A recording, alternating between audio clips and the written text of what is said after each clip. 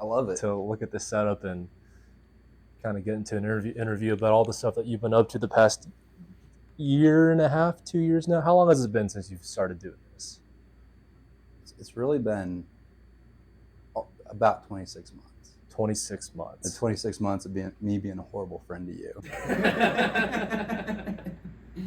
I've been MIA. Nah, man. Completely. You've been working on some crazy stuff, and I'm stoked to get into it with you today. And we've got my 2 dogs joining us. If you Hello, you guys see this is at all. Cash. Tell me about him. By degree, I'm a chemical engineer. I got a minor in math just for fun. I don't know why, still to this day. I went into oil and gas, worked for Mark West Energy Partners. Okay. I started as a facility engineer where I was out in western Oklahoma 4 days a week. I think I racked up 200 hotel stays. Jesus. In 1 year. I still have those Hilton points. But while I was working full time, I got my master's of oil, gas, and energy law from the University of Oklahoma College of Law. And really, I kind of got into project management. We got purchased by Marathon Petroleum. I project managed a $70 million natural gas plant. Okay. And then I started getting into process safety. So I eventually became the process safety management engineer responsible for our whole Southwest business unit, where I did a lot of federal compliance. Okay. If OSHA or the EPA came, I was the person that got sent there. Wow. Yeah, and that was a lot. Yeah, it's a lot of responsibility for sure. But and that's really kind of what caused me to get out of oil and gas. Okay. Is I was responsible for this investigation, and I was responsible for an investigation, and I kind of got to see firsthand that what I thought, where we were always, doing the best we could to make sure that everybody's safe and there are no process safety events, is what we called them, when there's a leak or something like that. But I felt like I kind of got to see how the sausage was made, for the lack of a better term. I mean, tons of exposure through what you did, so yeah, that makes sense. And I felt like I was leading this incident investigation, and I felt like I was compelled to lie. And I ended up quitting 2 weeks after that. Okay. Which kind of caused me to take a long, hard look in the mirror about what I'm doing with my life. Yeah. And I love process safety because I felt like I was being able to make the world a better place. Sure. And how many years was it up until you got to that point? I was there for about 6 years. 6 years. Okay. And so took this long, hard look in the mirror and try to figure out what I want to do. And that's when I got into hydrogen. I broke into the renewable space. I worked for this great company out of Tulsa called Hydrogen Technologies, where I was I worked up to being the principal process engineer responsible for the design of a first of its kind net zero hydrogen boiler. And that was really my first exposure to the hydrogen industry. Sure. And I got to work with so many great clients, so many huge companies, and you could see how stoked they were. Like these people were genuinely stoked to be able to say that they're reducing their emissions. But then we'd get to the point where we did a feasibility study for them, and we'd tell them, "Hey, your utility bill is going to go up, and it's not going to be great." And you could just see the excitement drain from their faces, and that was pretty much where the conversation ended every time. We had one sale to the University of Colorado Boulder, which was great, but nobody else seemed to really want to pursue it if they're going to raise their utility bill. Sure. And so that was kind of my frustration, and that's kind of what got me into researching hydrogen production, and just trying to, can we do this any more efficiently? Right. Is there a way that we can make this make financial sense for companies? Because we can all agree that it's great to reduce our emissions. It's great to make strides to making the environment a better place. Yeah. But if it's going to impact the bottom line, these big companies, all they care about is their bottom line. Okay. And so really we got to find a way to marry the two. Okay. Tell me a little bit more about the formative experience you had in your first 6 years of working, because pivoting from oil and gas, which is, I think, pretty consistent, pretty stable, kind Yeah. of the Especially natural gas. exactly It's super stable. 100%, and especially in Tulsa, and go from that to hydrogen, which is more of a developing technology. I mean, that must have been a pretty big risk for you to leap from one to the other. So how did you end up making that decision? I mean, it was really just I took this, like, you know, how would you say, I took that long, hard look in the mirror Mm-hmm. and really thought about where I wanted to be and what I wanted to do. And, the first 6 years of working in oil and gas and kind of climbing the ladder, they were great. Mm-hmm. And I kind of got disillusioned, though, with my experience with the incident investigation. Okay. And that really made me go back to, like, what I am, right? As like a high school senior, that I got to go watch an open heart surgery at OSU for our career shadowing day, which was crazy. That's a whole other story that we can talk about. Crazy. I don't think I ever knew that. I almost passed out. So maybe helping people has limits of, like, like what you can tolerate. But and that's what I loved about process safety engineering, though, is like my whole focus was to, like, how can I make sure all of these people, go home, the same or better than when they started work that morning. But just kind of expanding to the renewables, and that's really what I focused on as I was pivoting industries. Is I wanted to be in renewables. Sure. I wanted to feel like, every job's a job at the end of the day, and you're going to have to deal with kind of bullshit. Yeah. But when you feel like the underlying, kind of motif about that job is, renewables versus oil and gas and fossil fuels, right? It makes dealing with the bullshit a little bit easier. I believe that. And it definitely was. I worked at a company that, there's only a handful of us trying to make this happen, and we're doing it as cheap and efficient as possible. And there were quite a few times that I was like, is this company just going to fold? So definitely not for the weak of heart, by any means, and it for sure was a huge risk. And when I accepted this job, I had another, like, traditional oil and gas job just lined up, and I was really thinking about it. It's like, man, this is a stable job that pays more. Why am I not taking this? Okay. And it was something in my heart, honestly, that it was just like, just do this. I did an interview with this fantastic woman named Janet Reiser, who's my mentor while I was working at Hydrogen Technologies. She had a fantastic career in Alaska, and I was like, can you tell me that I'll have a job for at least a year? And she was like, I think so. That's good. And so I was like, let's do it. Okay.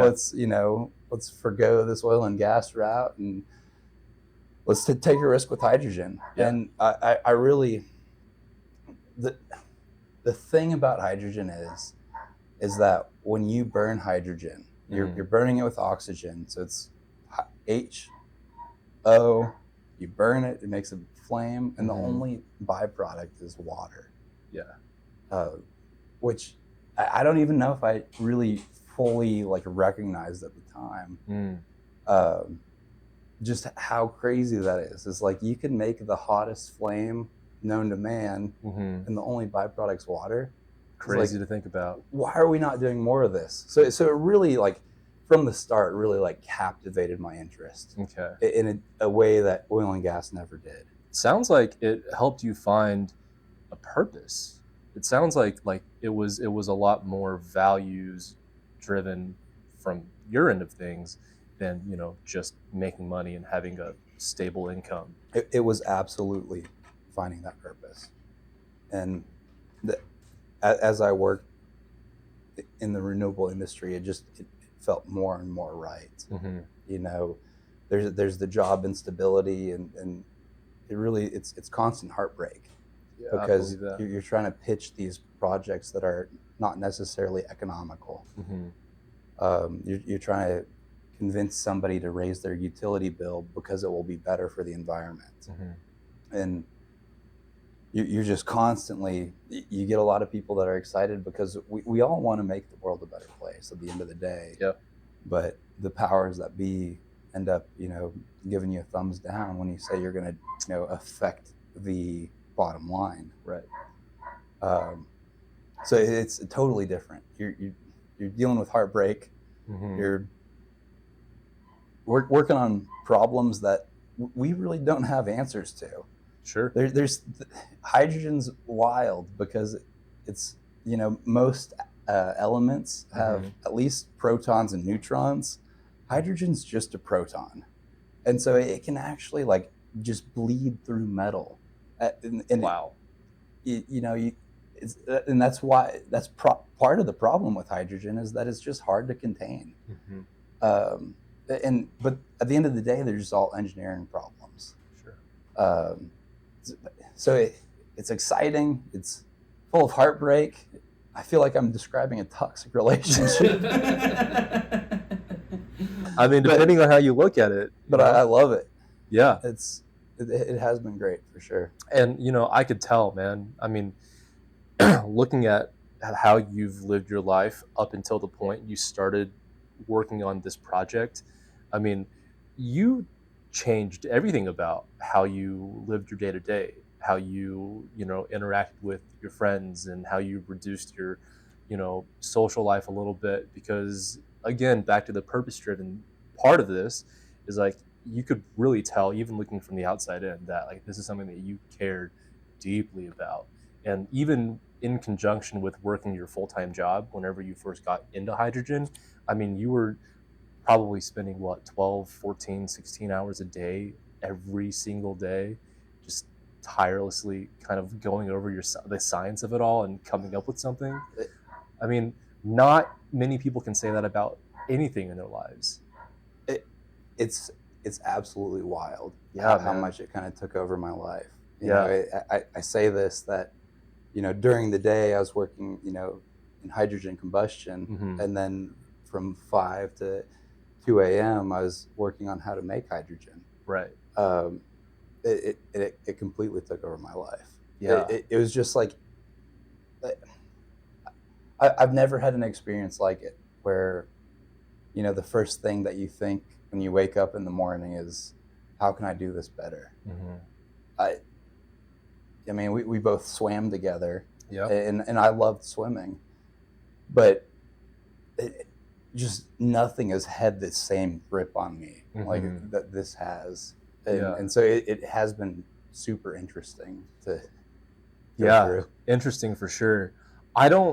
Maybe it's because I've known you for a while now, but on my end, it wasn't surprising to see how much you cared about this and to look at the effort that you were putting into it. Because I mean, even in high school, I mean, you were straight A's pretty much all the way through. Or all the way through. I don't think you ever. Yeah, exactly.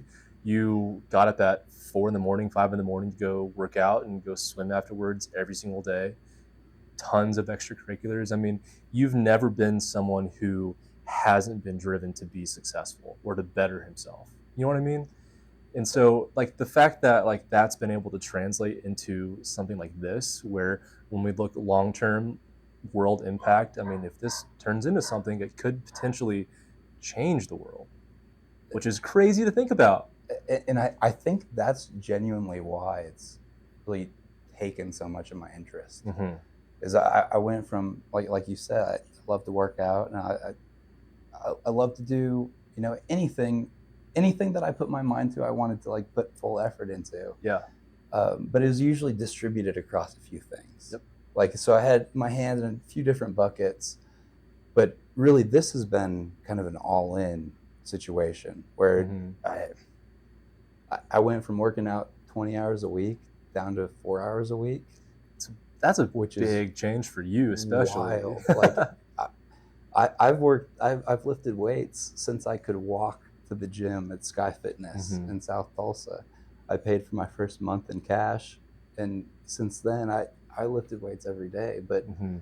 I kind of had this, I don't know the right way to phrase it exactly, but I just had this feeling that if I continued to do, what I love to do as far as like, my hobbies and activities, that I wouldn't make as much progress on this as I wanted to. Sure.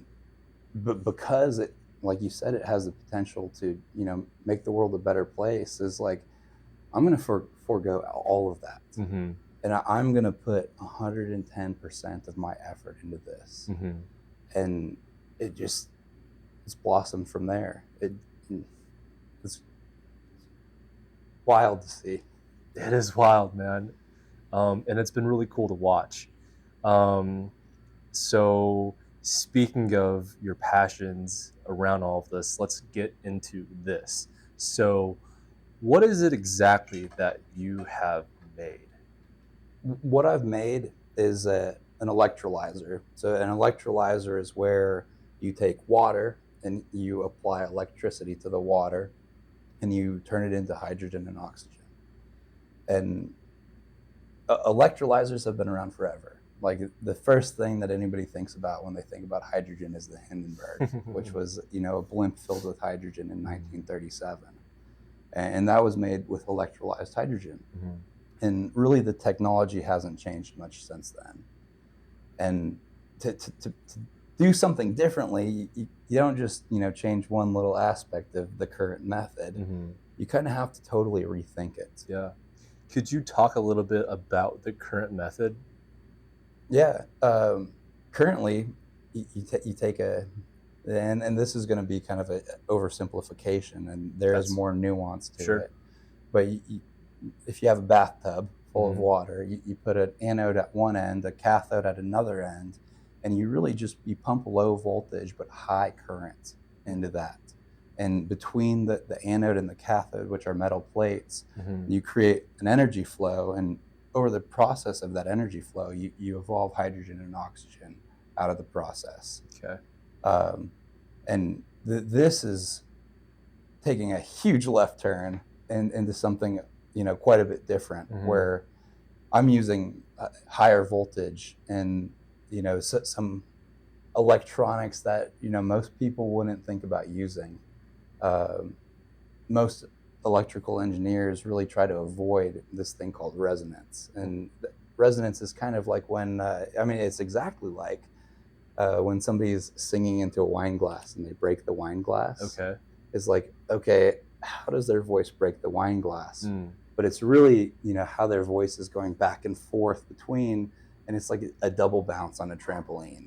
Okay. So all of a sudden you've got all this extra energy put into a system. And so it's honestly very destructive for most circuits. So, consumer electronics, they try to avoid resonance. Okay. But what we've done here is really tried to harness that, where it's like, if you can use a double bounce on a trampoline to do something cool, why wouldn't you? Why wouldn't you? Yeah. Yeah, absolutely. So how did you figure this out?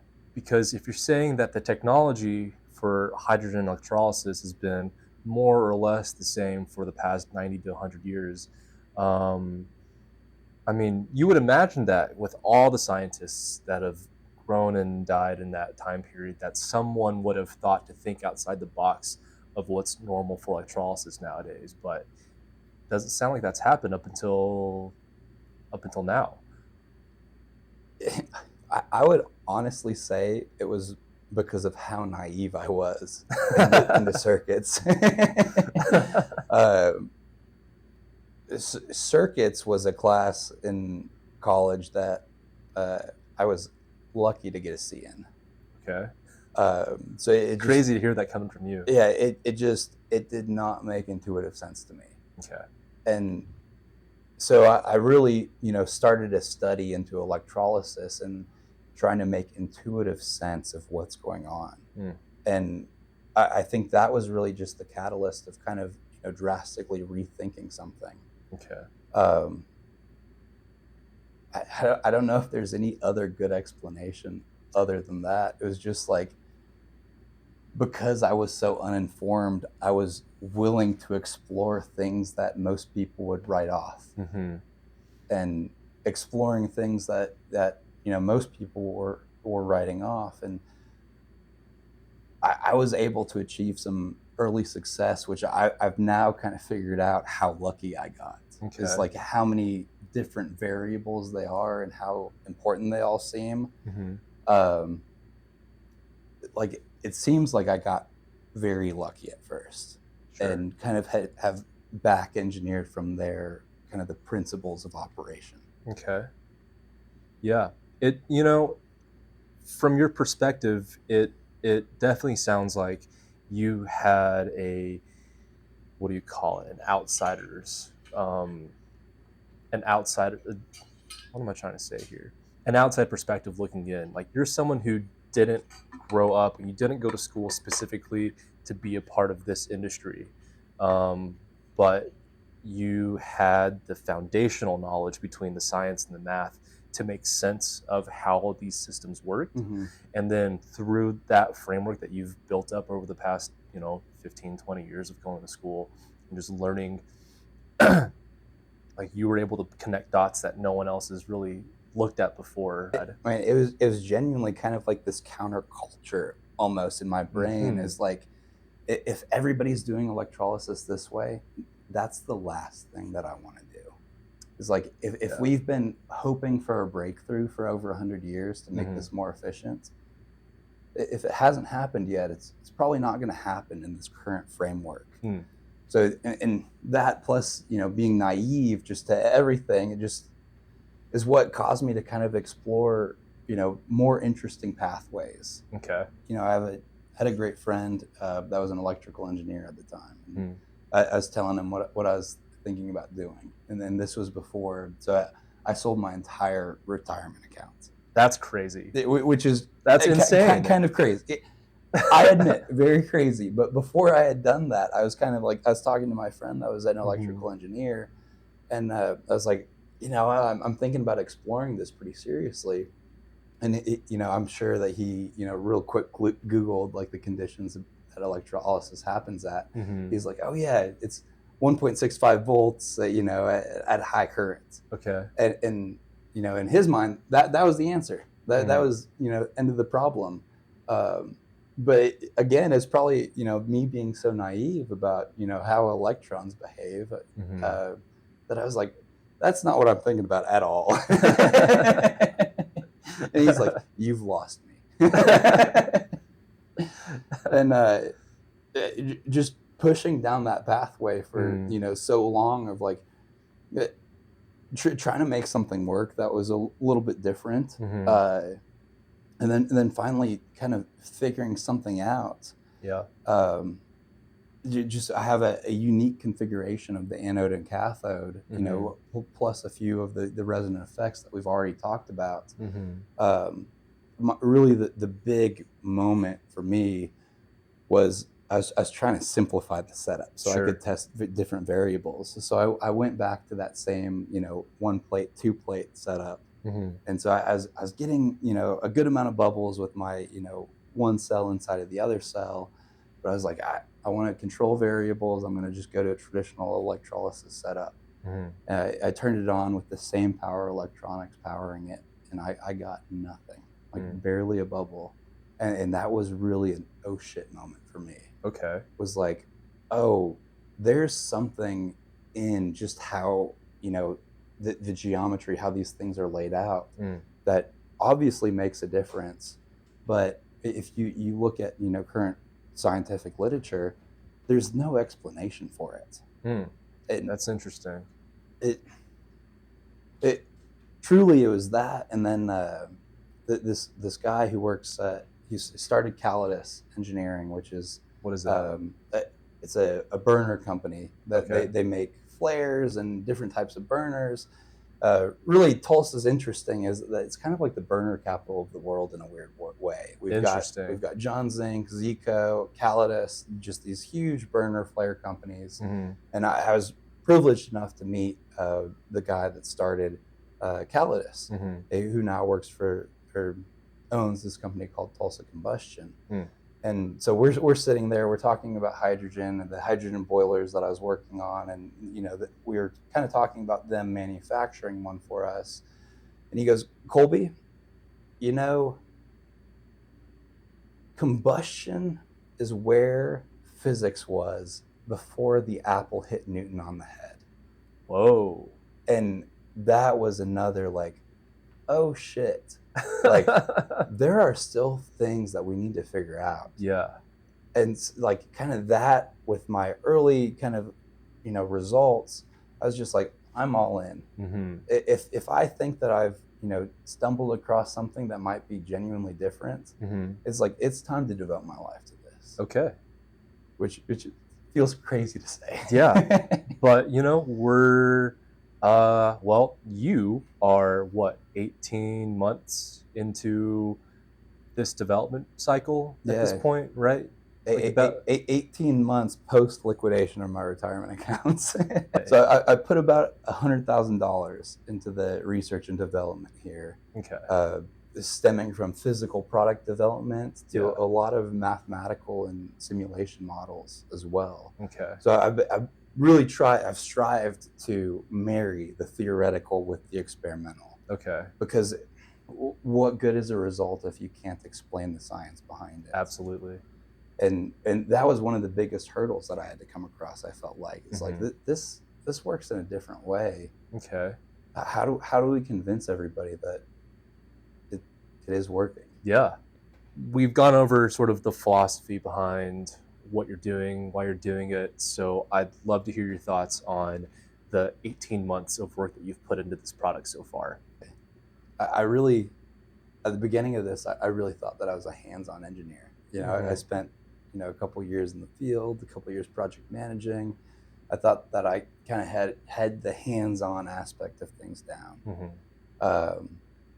It's really been, a big learning curve of, tons of different types of, work. I had to, learn how to do a 3D printer. I had to learn how to 3D model. I had to learn how to weld stainless steel. I had to learn how to braze dissimilar metals together. Like it has been, that's crazy, no shortage of these very interesting problems that they're all, kind of the hands-on engineering problems. But initially, first 6, 7, 8 months was quite a bit of that. I'm cutting stainless steel tubes. I'm, figuring out placements. I'm figuring out, how these things work. I'm making inductors and transformers by hand. Wow. Just like these very complicated electrical components. Because when I'd go online to try to, essentially find a custom transformer or custom inductor to a specific value, you'd see like, oh yeah, we can make one for you. It's going to take 4 weeks and it's going to be $500. And you go, I can't do that. It's like, let's figure out how to do this by hand. Okay. And so I've probably made 24 transformers by hand, where it's a process of you sit down for about 8 hours. Jeez. And just wind a transformer. And especially some of these different geometries, like a toroidal transformer, where it's like you're threading a needle through a donut, just time after time after over time, and over and again. you do that like 900 to 1500 times, depending on the characteristics that you're looking for. So it's, that plus kind of just catching up with electrical engineering and just physics in general. A big but great learning curve of like going through, and I really kind of feel like that's what solidified my understanding of a lot of things, was making these things by hand and figuring out the differences in their performances. That's kind of what made a lot of things click for me. Okay. It's like, oh, that's got to work this way because I did this a little differently here, and that sort of thing. Okay. But then after that, like I said, is what good is something that performs really well? What good is a race car that goes 200 miles an hour if you can't explain why it goes 200 miles an hour? It's like, yeah, you can see that it does that, but there's a gap in the theory there. And so that really kind of caused me to, pivot into like the physics behind things. Okay. And looking at things, chemical engineers especially kind of try to simplify everything into a mass and energy balance. And you really typically just look at the system. And this is kind of something that I learned, in combustion. And it's kind of like heating food up in a pan. Is like you can, put the pan on the fire, and you can get that pan really hot. You can turn the fire off. You can still cook your food. It's because you've kind of put energy into the system already. And in a traditional, kind of chemical engineering view, you'd be like, oh, well, there's no energy going into it. How do we account for this? All of that stuff. And so it kind of just took me really pivoting how I looked at, mass energy balances in a little different way to really make sense of it. Where we're, taking some of what people in quantum computing would call thermal noise. We're taking this thermal noise and we're turning it into useful work in a hydrogen electrolyzer. Can you explain thermal noise maybe a little bit more layman terms? Yeah.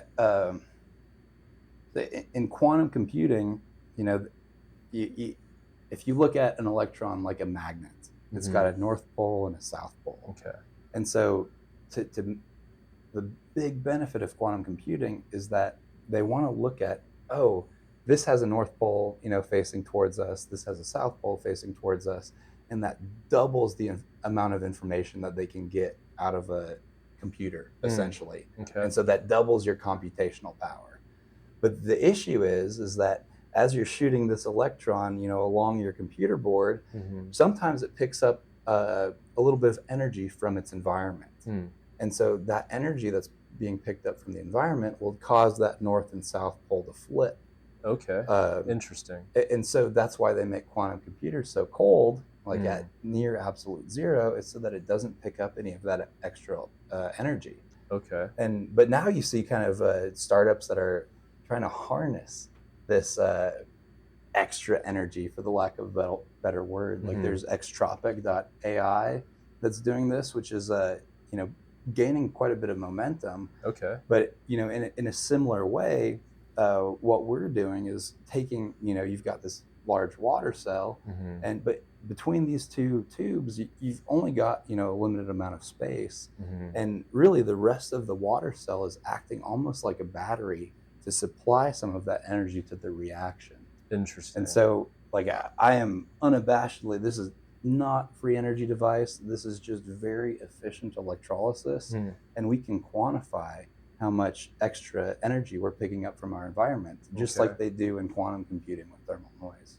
When you say extra efficient electrolysis, and you're looking at what the production volume of what your device can do, what is the delta between what what you've produced versus the legacy technology? That's a great question, because a lot of the legacy technology, they're not necessarily honest about their efficiencies. So you'll see a lot of these companies, these electrolysis companies, like Plug Power, will claim that they're 80% efficient in the stack. Okay. And so that's just a very small part of their whole system. And so 80% efficient sounds great, right? But when you expand it to kind of like that plug to plug, like the wall to wall efficiency, you're typically seeing below 50%. Wow. Yeah, and that's really the crux of hydrogen. Is a great fuel. It's unbelievable that you can create the hottest flame with the best flame speed, and the only emission is water. Right. But the crux of it is that to make hydrogen, you've got to burn twice as much energy that you're going to get out of the hydrogen to make the hydrogen. And so it's like, why would you, if you're only going to get a gallon out of your gas tank, why would you put 2 gallons into it to make it? That's a good point. It just doesn't make sense. Yeah. And so what we're seeing efficiencies of over 90%. Okay. As kind of that plug to plug, wall to wall efficiency. Okay. And really, you kind of have to quantify it by looking at it as like almost like an antenna system, like transmission and reception of your cell phone signal comes from miles away, but you get like 90% of that signal to your phone. Yeah. But that's because there's an antenna in your cell phone that's tuned to the exact frequency of that cell tower. And so what we've done is we've kind of tuned this system to have similar power transfer properties of being able to push energy from one place to another very efficiently. You were talking earlier about kind of the education that you've had to put yourself through to be able to develop all these parts, between the transformers and learning how to wire, the 3D printing, the 3D modeling, and everything in between. How much of this education that you've put yourself through in the last 18 months has been a re-education of the way that you understand science and math to get to a point where you're looking at complete innovation within an established industry? I mean, lots of outside the box thinking. So how much have you had to change your own perception of, one, how math and science, or maybe even the world works, to get to where you are right now? Quite a bit, honestly. And I don't say that lightly at all, because I very much consider myself like a classically educated engineer and scientist. And I look to adhere to those principles. And really the best example of this is my first experience with a hydrogen flame. Because we kind of had this crazy inventor at the hydrogen boiler company that I worked at. Okay. And he's telling me all these things about hydrogen. And he's just at the end of the day, he was a boiler tech that had an idea to run a boiler off of hydrogen. And he tells me that there's no radiant heat from a hydrogen flame. He says that you can put your hand as close to this flame as possible and you're not going to feel any heat. Up until the point you touch it. Up until the point that you touch it. And then it's the hottest flame. That's crazy. And I rolled my eyes at him so hard. I would too. I was like, dude, do you not know how fire works? I was like, we all know if you're around a bonfire, you're going to be warm. Yeah. Like, that's just a fact, right? And then, I go out to California and, I see that we pull the burner out of the system and we're firing into air.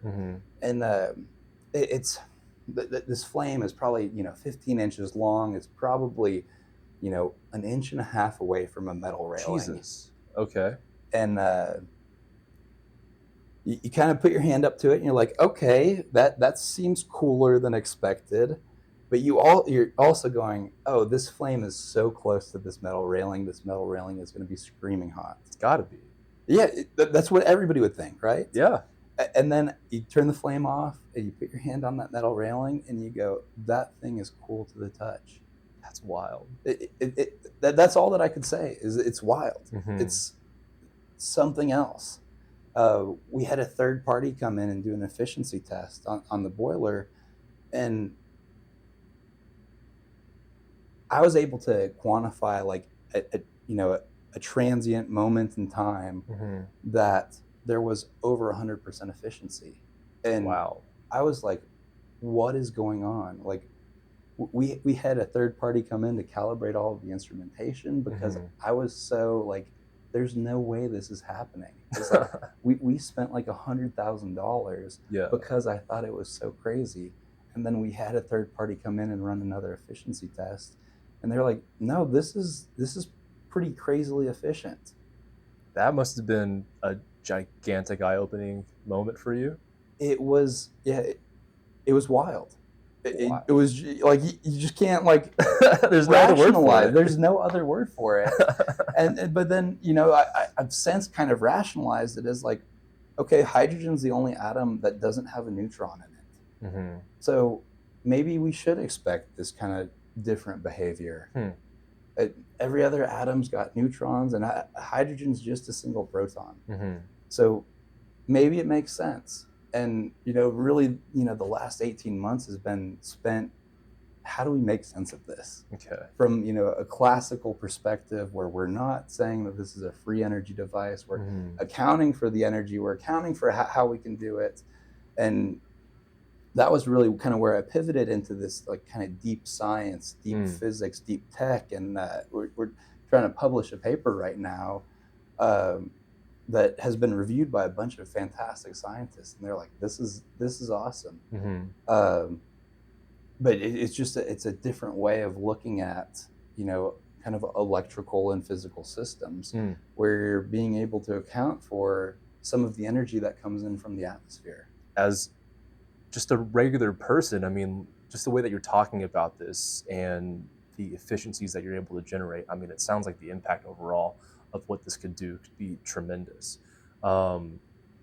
So I would love to get your thoughts on kind of where you're at right now in your development process and kind of where your device is, but also what you see the applications of this being and how you kind of see this fitting into the consumer market. At the end of the day, the mission and the biggest point is to deliver renewable, emission-free energy that's cost competitive with fossil fuels. Okay. Which is crazy because we just take a straw and we suck fossil fuels out of the ground for free. Basically. Like that's why fossil fuels are so cheap, is because they're already made for us. Whereas, filling up a battery, like that takes energy. Yeah. You're not finding batteries in the ground naturally. And so the future market is wide for anybody that's interested in, reducing their carbon footprint, reducing the emissions, but also not increasing their bill. And but the systems that we're working with right now are probably people would say they're on the smaller side, but just what's going behind me could power a 2,500 watt generator, which that's wild. we had this big storm last year in Tulsa, and a lot of people were living off of generators. Yeah. I know that I was cooking rice for my dogs in the backyard and running a little small AC unit, a window AC unit off of a 2,500 watt generator. So it touches the size that, kind of the human real life scale. And as we get more, funding and more development, we hope to be bigger than that as well. Okay. So you've essentially got a prototype at this point, but obviously there's a long way to go between where you're at now and when this goes to market. So what does the rest of this process look like for you and your team? Fortunately or unfortunately, the biggest thing we have to do is put lipstick on a pig. Okay. We're working with kind of a bare bones system right now, and we'd like for it to be a commercial product. Of course. We want to make it, like a Tesla Powerwall. We want it to be a clean, crisp, cohesive product. And we're working on a control system right now that includes safety interlocks. And what these safety interlocks will do is, if that inherent to the process is how it operates is there's not much waste heat generation. So you're not wasting electricity by creating just hot water. But to be a good steward of installing a commercial product, you've got to make sure that we check all of these boxes and make sure that it doesn't get too hot, that it doesn't overpressure, that it doesn't do X, Y, and Z. And if it is doing something like that, there's a way to shut it down. Okay. That just happens automatically, because at the end of the day, this should be like a hot water heater where you don't even think about it. It's producing clean, renewable energy for you, and you don't have to check in on it. You don't have to do anything. So we want to automate the process. Okay. And that's really the biggest step that we have between here and commercialization. And we really hope to have that, kind of solidified by the end of this year, where we're starting to look at commercial sales. Okay. What are some of the other roadblocks that are in between you and getting to that end result? Honestly, it's just a lot of hard work. Yeah. they're all solvable engineering problems. Kind of what we've done so far is, kind of solve what people thought were unsolvable problems of being able to generate renewable energy very efficiently. And from here, they're all problems that have been solved before. Like, safety systems exist. There's a whole huge industry of shutdown valves and that sort of stuff, and that is integrated in every hot water heater and tankless, especially tankless hot water heaters. Is that they've got a safety system integrated in them. Is it's kind of just really just the lipstick on the pig of the commercialization of making it a product that people want to look at. People feel driven and compelled to. It seems like it's a simple path forward, but I'm sure that I'll learn many things along the way. I have no doubt. Yeah.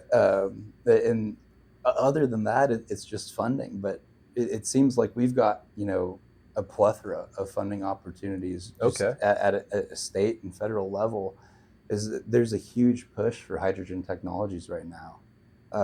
Interesting. The Inflation Reduction Act, I think earmarked like billions of dollars for 8 different hydrogen hubs. My God. Yeah, it's huge. And even like you can get up to $3 per kilogram of hydrogen that you generate as a tax rebate.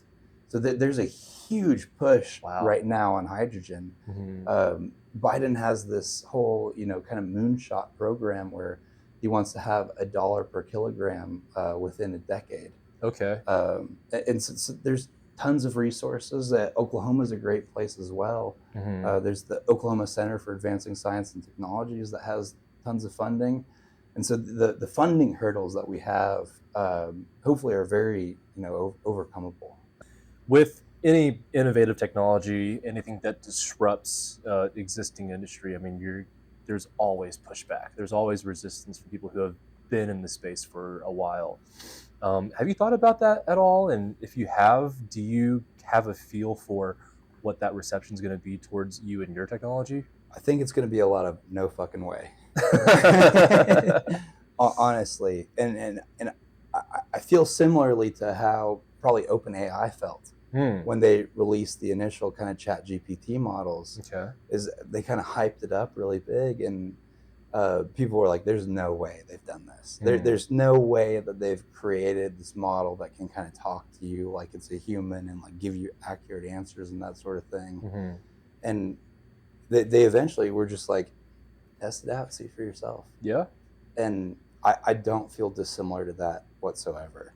Is, we're very confident in what we've created. We're very confident in the initial data and studies that we've done.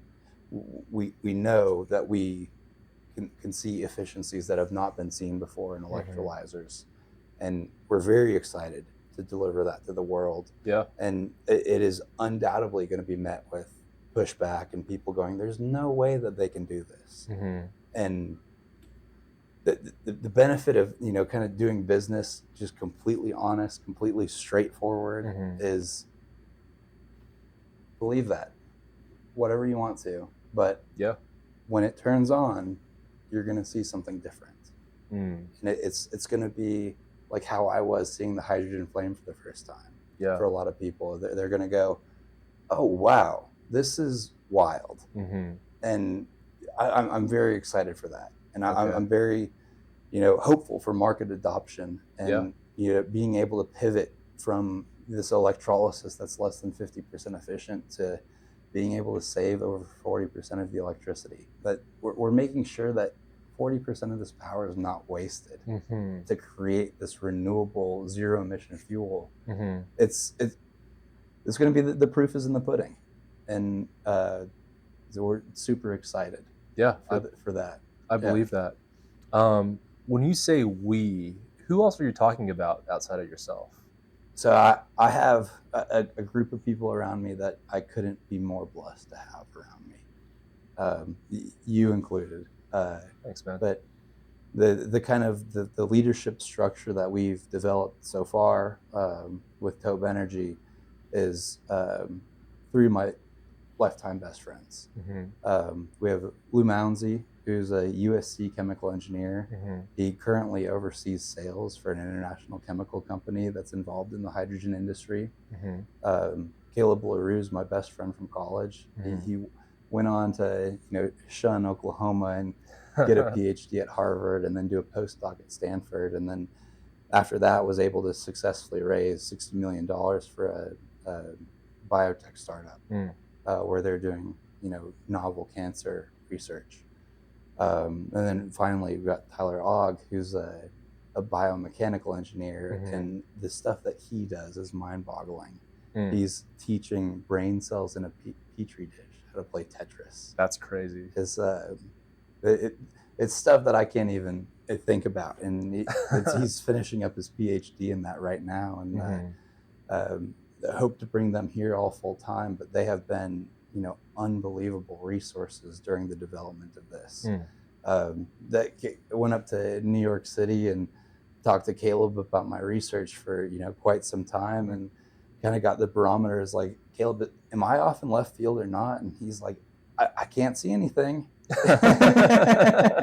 That leads me to that. Yeah. But same with the other two. It has just been. I don't know how I got so lucky to have such great people around me. That's so cool to hear, man. And I'm looking forward to what we all build together. I'm looking forward to it too, and I think everyone that knows you and that knows that you're doing this is really excited to see what comes out of all this. It's been a labor of love, and that's kind of how I've approached all of it: is work hard, have good intentions, and everything's going to work out in the end. 100%, man. And I think we're kind of seeing the fruit of that right now. Yeah. Is where I could look at it as, oh man, I've wasted all my retirement money. But what's the economy anyways, right? Yeah, exactly. And I feel like if that was your frame of mind through maybe a lens of pessimism, you probably wouldn't even started, or you wouldn't even have tried to do this in the first place. Yeah. But back on what we were talking about earlier about kind of you going through this process and finding something that's probably the most purpose-driving factor that you've really ever had in your life, at least from a career perspective. Absolutely. Right. Like you say it's been a labor of love, tons of hard work, and I'm sure that there's tons more of that to come, which makes me curious about kind of your thoughts on timeline right now. So it's currently, we're recording this on May 13th or something. 14th, 2024. I know that you have kind of the rest of this year mapped out. Could you talk about that a little bit? Yeah, absolutely. So we're super excited to be applying for an SBIR grant. And just for those who don't know, what is SBIR? It's a grant that's done kind of from the federal government, specifically for SB, stands for small business. So that's what we are right now, as a small business. And they've got a great grant out there right now for a hydrogen electrolyzer. Okay. That's running off of high salinity, high salt content, basically ocean water. Okay. And where typical electrolyzers will operate with high temperatures, and because of that, when they're in a high salt environment where salt is sodium and chlorine, you're going to see quite a bit of chlorine gas formation at those high temperatures. Whereas we're operating at essentially room temperature. We've had this guy going behind us this entire time, and there's no heat coming off of it whatsoever. Okay. Where most electrolyzers will be pushing a couple hundred degrees at least. Wow.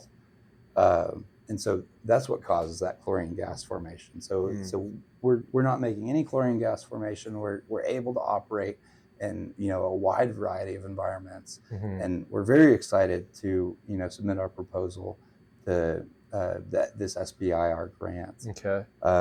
After that, we've got a ton of funding opportunities from Oklahoma Center for Advancing Science and Technology, where they're matching things, they're paying for internships. And after kind of the summer of grants, where we're looking to really put our foot in the door of like, this is reputable technology. Hmm. And we're really looking for these grants to, kind of back us up in what we're doing. Yeah. Because at the end of the day, there's no lying in these programs. That makes sense. You've got to return your results. And so once we build that credibility, we're looking for a bigger fundraising round, bigger investments, and hopefully by the end of the year, we're going to be able to put out our first commercial product. By the end of this year. That's the goal. That's crazy. And that might be an Elon Musk goal. I don't think there's anything wrong with setting Elon Musk goals. I don't think look at what so he's either. done. You shoot for the stars and land on the moon if you fail, or I'm sure I messed that phrase up, but something along those something lines. along those lines is, if you tell yourself that you've got a week to clean your room, it's going to take a week. Yeah. If you tell yourself you've got a day, it's going to take a day. And we're very hopeful to be telling the world that we're going to take a day. We might take more than a day, but at the end of all of this is we're pushing as hard and fast as we can, and that's our goal right now. Okay. So from what I understand, you are looking for funding opportunities basically between now and the end of summer going into fall. And then after having acquired whatever amount of funds that ends up being, that then leads you into developing your technology from what it is now into an actual commercial product that you can take to market by the end of this year, beginning of next year. So what are your thoughts on what that first commercially viable product looks like right now, and what are maybe some of its usability applications? We really think that anybody that's interested in kind of having the creature comforts of this world, while they're a little bit away from what we would consider the grid or the utility, this technology is phenomenal because you can burn hydrogen and produce a very hot flame. You can also put it through a hydrogen fuel cell and create electricity at unparalleled efficiencies. So just from being able to create hydrogen, and we've designed this product to be able to run off of DC power, so that's directly applicable to a solar cell. Okay. So it's a very easy integration if you have a camping van, if you have an off-grid campsite, if you're just looking at being kind of disconnected from the world in general, but doing that with a limited carbon footprint. Those are kind of probably the people that we're targeting first, because they're going to be very passionate about these products. It's going to be, we want the people that are going to be gung-ho, that they're going to be able to, every product at first has a few hiccups. Makes sense. Right? Of course. But we're looking for the people that are passionate enough to be able to overlook those hiccups, see the potential, believe in the company, and give us great feedback of what it needs, what features are lacking, what would make it easier, because at the end of the day, we want it to be an out of sight, out of mind solution. How often do you think about the electricity coming to your house? Literally never. Never. You just turn the switch on. Yep. We want it to be that level of engineered that you don't even have to think about it. And there are going to be, ups and downs along the way to that product. But we want to work with people that are passionate about, what we're doing with reducing emissions. And making the world a better place, ultimately. It sounds crazy to say, but being able to produce energy with limited emissions that's a big thing. Huge. And to be able to do it, cost competitively to fossil fuels, I think is going to change how a lot of people look at renewables. Because all of a sudden, if you have the decision between, filling up your tank of gas with gasoline, where that, there's pollution coming out of that, or you can do it with hydrogen and there's no pollution coming from that, you might evaluate your next car much more differently. Yeah, absolutely. Where you go, oh man, maybe it now makes sense. Like right now, it does not make sense to buy a hydrogen car. Like you sent me that article of Toyota. They're doing the hydrogen engine. Yep. everybody's stoked about it because hydrogen has such a great, flame combustion profile. 100%. But there's like 18 hydrogen gas stations in California right now, and you're paying like $36 a kilogram. That's that much? It's like a tank of hydrogen is like 5 kilograms. Mm-hmm. So they're paying the equivalent of like $150 a tank to fill up. Jesus. So yeah, it's a great car and a great engine and all of that stuff. Mm-hmm. But who wants to pay that much to fill it up? I don't think I would. But to change it where it's about equivalent, that changes the value proposition quite a bit. I mean, have you thought through a form factor for MVP number 1 at this point? How it looks, how you're going to package and actually, shape the product? Hopefully most people know about how big a home generator is, Mhm. or even a small home generator Right. that is able to run their utilities during an emergency. Mm-hmm. It's going to be about that size. Okay. So nothing insane. So yeah, absolutely nothing insane. Okay. And generators do make quite a bit of noise, but this is almost completely silent. Yeah, it's been running this whole time, and yeah. I don't know that I've heard a peep out of it. There's nothing. Yeah.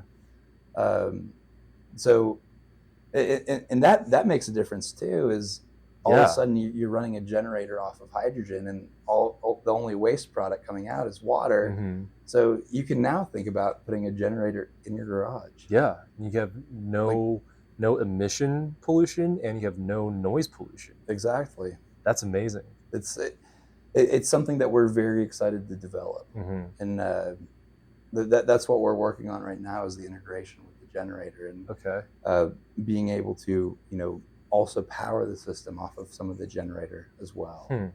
Yeah, you were mentioning earlier about solar integration and being able to have an array of solar panels and using that to power the electrolysis process mm-hmm. for your hydrogen generation.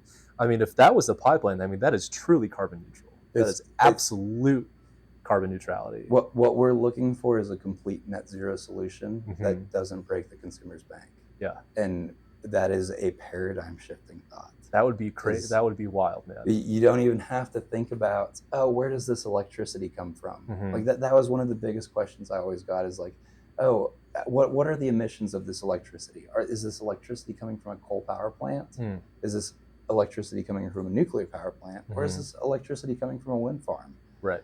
And being able to integrate directly with solar panels is mm-hmm. you don't even have to have that thought. Right. You run it off the solar panels, and there's no emissions whatsoever. Yeah, that would be a pretty cool future to live in, if the majority of our energy infrastructure was powered in some fashion similar to that. But there's this huge, it's probably largely just cartoons online, but they call it solar punk. Solar punk, where you see pictures of these people living on farms, and there's solar panels and there's robots, harvesting the crops, but it just looks like they're living in harmony with nature, mm-hmm. and that's the future that we want to create. Okay, is being able to live in harmony, with no emissions, mm-hmm. with nature, and still having the creature comforts of technology. That'd be cool, man, to see something like that come to fruition within our lifetime. I mean, that'd be wild. I feel like I've said the word wild like 1,000 times during this interview, but it's hard to put into words the feeling of looking forward and thinking about the impact that what you're doing could have on everyone's day-to-day lives. We are living in some of the wildest times. Yeah. And I genuinely believe that. We're looking at artificial general intelligence. Mm-hmm. That's a serious conversation we're having right now. Yep. We're talking about cost competitive renewable fuels. Mm-hmm. You think about combining those things, and you think what a difference that's going to make, is if we could replace a good amount of the human workforce, but also with artificial general intelligence, you worry about, well, where are people going to get their money? Mm-hmm. Well, what do we use our money to buy? Is largely just energy. Yep. And even the products that you purchase, you're paying for the energy that goes into those products. Mm-hmm. And so if we're able to do that, cost competitively with, no emissions, we're going to have a world that's a much better place than, what we've grown up in. Yeah. And I think that's a very, real picture of the future that I'm incredibly excited for. Yeah, me too, man. I'm looking forward to seeing where this goes. And I'm looking forward to seeing all the iterations of your commercially viable product as it comes out, and as you guys do more research and more development and get more money, More testing, more, just everything. The more that we can compound onto this, the faster it happens. And that's what we know, that we can install the first prototype in a commercial or small business type setting by the end of this year. That's our goal, and we can do that with minimal funding. But the more funding that we have, the faster this happens. Yeah, and that's kind of the beauty of the capitalist world that we live in, is that you can put your foot on the gas very quickly. Yeah, absolutely, man. So looking past the end of this year, so you guys have your first product and you're ready to sell to your first market. Past that, 1 year, 3 years, 5 years, 10 years, how are you seeing the development of this technology, and how do you maybe see it be implemented at different points of scale throughout all of its potential applications? Man, I hate to give you this answer, but I genuinely hope that we're able to replace most of electricity production with something like this. And whether this product is the end all be all, or whether it ends up being a bunch of different products that fill the marketplace. I think that by proving that you can make renewable energy that's cost competitive, if not cheaper, than traditional fossil fuels, it's going to open a lot of people's eyes to a different world of possibilities. And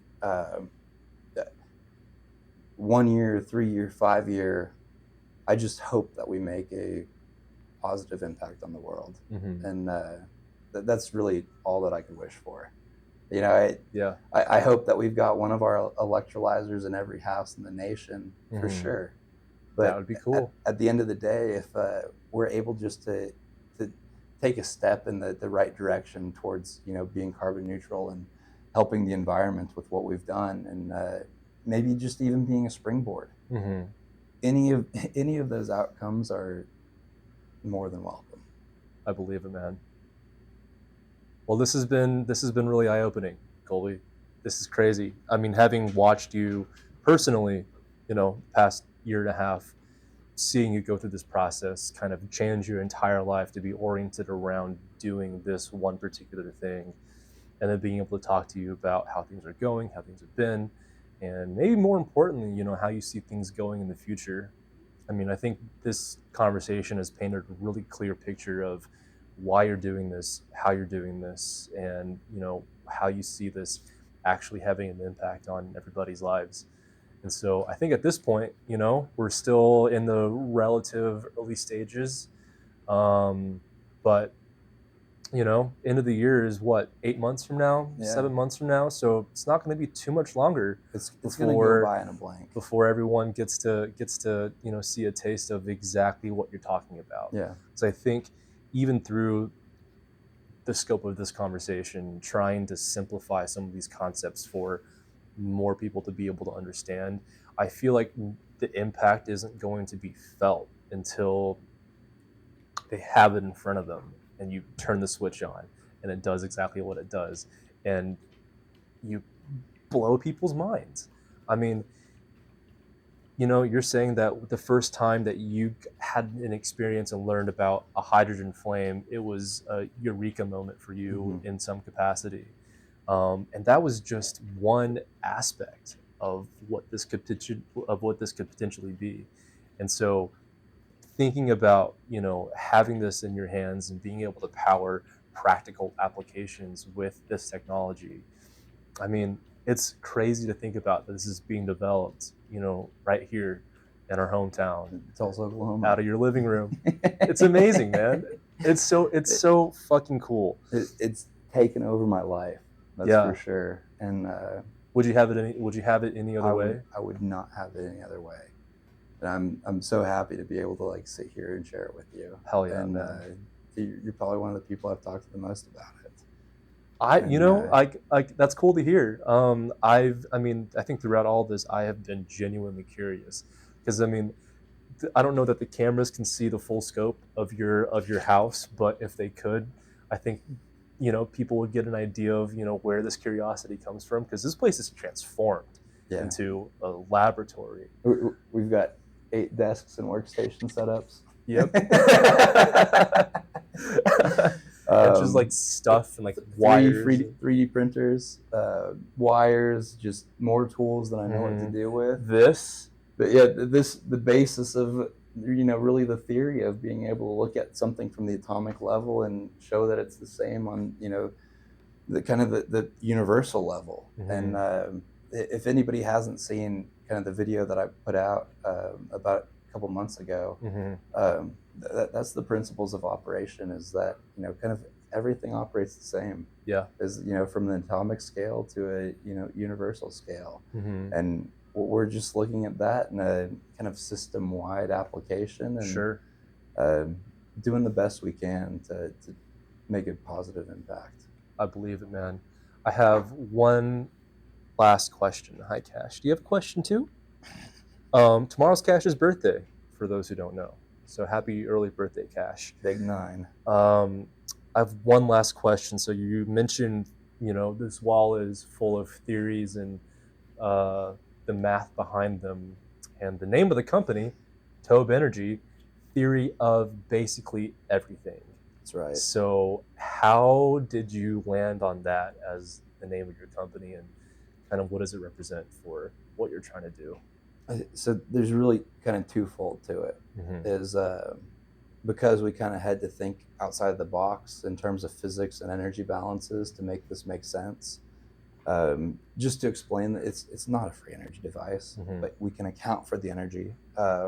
We had to create a new equation, a new equation from old equations. We used Maxwell's equation from the 1890s to create a new type of energy balance where we're kind of bridging the gap between electrical and chemical engineering. Also, my dad's name was Toby, so he passed away, and he was a great inventor, responsible for the DVR. So if you've ever recorded, that's crazy. If you've ever recorded a TV show, shout out to my old man. Shout out to the old man. But just the essence of that, the spirit of innovation, the spirit of creating new things. That's what Tobe means, and we hope to show that it is, a theory of basically everything eventually through academic publications. Love that, man. Dude, yeah. Thank you for your time today. Yeah, dude. I hope everyone else can appreciate this as much as I have.